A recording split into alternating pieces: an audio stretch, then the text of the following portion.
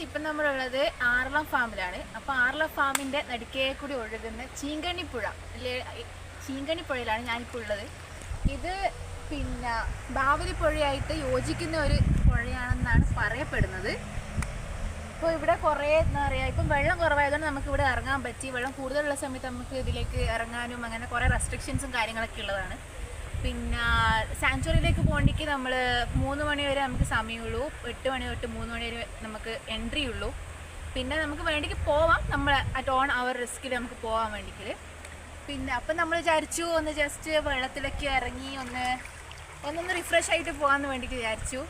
അപ്പോഴാണ് ഇവിടെ കുറേ ട്രൈബൽ പീപ്പിൾ ഇവിടെ വന്നിട്ട് മീൻ പിടിക്കുന്നതും ഒക്കെ കാണുന്നത്. പക്ഷെ നമ്മളിവിടെ ഇറങ്ങി വരുമ്പോഴത്തേക്ക് അവർ കയറിപ്പോയി. ഇനിയിപ്പോൾ നാളെ അവർ വരുമെന്നാണ് പറഞ്ഞത്. ഇവിടെ കുറേ ചെറിയ ചെറിയ മീനുകൾ, വലിയ മീനുകളൊക്കെ നമുക്ക് കാണാൻ പറ്റും. ചേച്ചി അത് പിടിക്കോ?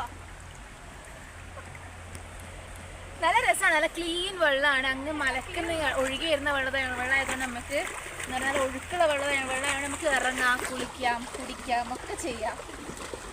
പിന്നെ അത്രേ ഉണ്ടോ?